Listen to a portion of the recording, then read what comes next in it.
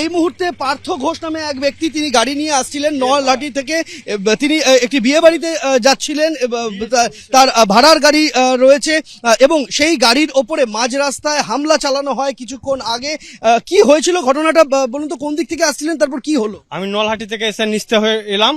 নিস্তে rail gate ফুকার তল দিয়ে rail gate cross করলাম। রেলগেট ক্রস করে এসে আপনার একদম বাড়ি মারতে শুরু করে দিল গাড়িতে। Damro's clearance sale is here with up to 50% off on selected products. Don't miss out. Visit your nearest Damro showroom now. Damro, internationally trusted furniture. কারা? ওটা তো চিনতে পারছি না কারা ছিল, কারণ হচ্ছে মুখটুক বাঁধা ছিল, দিয়ে একদম ভাঙচুর করতে শুরু করে দিল। কেন কিছু জিজ্ঞাসা করলো কি, তারা কিছু বলছিল?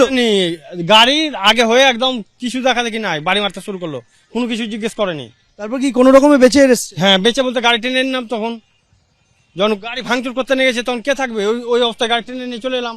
কোথায় যাচ্ছিলেন আপনি? ফুলের মালা দেখতে পাচ্ছি। ওই বিয়ে করে নিয়ে আসছিলাম, মানে বিয়ে করতে গেছিল গাড়ি নিয়ে, আমি নিয়ে আসছিলাম ব্যাস। আনতে গেছিলেন না আনতে যাচ্ছে? নিয়ে গেছিলাম কিনা বিয়ে করতে, এবার বউ নিয়ে আসছিল। আচ্ছা, তাদের নামিয়ে দিয়েছেন অন্য জায়গায়? তাদের নামালাম, মানে ভাঙচুর অবস্থাতে নামালাম। যখন ভাঙচুর হচ্ছে তখন বড়বউ গাড়িতে? ওরা ছিল, ওই তো মালা টালা পড়ে আছে ফুলের, ওরা ছিল। তারপর কোথায় নামালেন তাদের? তাদের এলের উপরে নামালাম। এখন সেই জায়গা থেকে এখন আপনি কোন দিকে যাচ্ছেন? আমি এখন ঘোরচালা। পুলিশ ছিল না যখন এসব হচ্ছে? না, তখন ছিল না। পুলিশ পরে এলো, দেখলো, দিয়ে চলে গেল।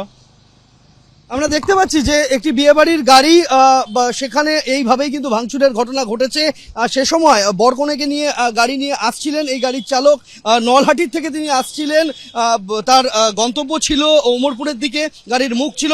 সেই গাড়ির ওপরে মাঝ রাস্তায় হামলা চালানো হয় এবং গাড়ি ভেঙে, পিছনের কাজ ভেঙে চুরমার করে হয়ে গিয়েছে, গুড়িয়ে দেওয়া হয়েছে। এবং সেই সময় গাড়িতে বরকনে উপস্থিত ছিল, সেই অবস্থাতে হামলার ঘটনা ঘটেছে। এই ঘটনার পর প্রাণ ভয়ে গাড়ি নিয়ে চালক কোনো রকমে ওমরপুর অবধি এসে পৌঁছেছেন এবং এখানে এই মুহূর্তে গাড়ি নিয়ে তিনি দাঁড়িয়ে রয়েছেন। ওয়াকফ সংশোধনী আইনের প্রতিবাদে প্রথম বিক্ষোভ সংগঠিত হয়েছিল মুর্শিদাবাদ জেলাতে। সোমবার বিকেলবেলা নিমতিতা স্টেশনে অবরোধ করা হয়। তারপরে মঙ্গলবার দুপুরের পর থেকে একাধিক জায়গায় বিক্ষোভ কর্মসূচি নেওয়া হয়েছিল, যার মধ্যে ধুলিয়ান রয়েছে, যার মধ্যে রয়েছে ওমরপুর মোড়। এই ওমরপুর মোড়ে বিকেল 4টে নাগাদ প্রচুর সংখ্যক মানুষ তারা জড়ো হন, তারা বিক্ষোভ দেখাতে শুরু করেন, তারা অবরোধে বসে যান। জাতীয় সড়ক NH-12 12 নম্বর জাতীয় সড়কের ওপরে তারা অবরোধে বসে যান।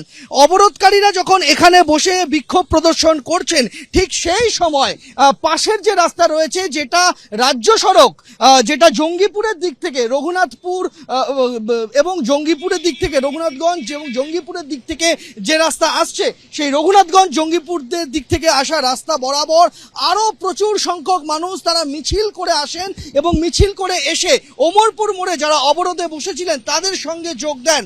পুলিশের কাছে এই তথ্য কি ছিল না যে এই ব্যাপক সংখ্যক জমায়েত হতে চলেছে?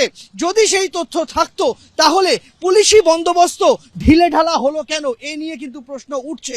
সেই সময় যত সংখ্যক মানুষ ছিল সেই তুলনায় পুলিশ কর্মীর সংখ্যা যথেষ্ট কম ছিল।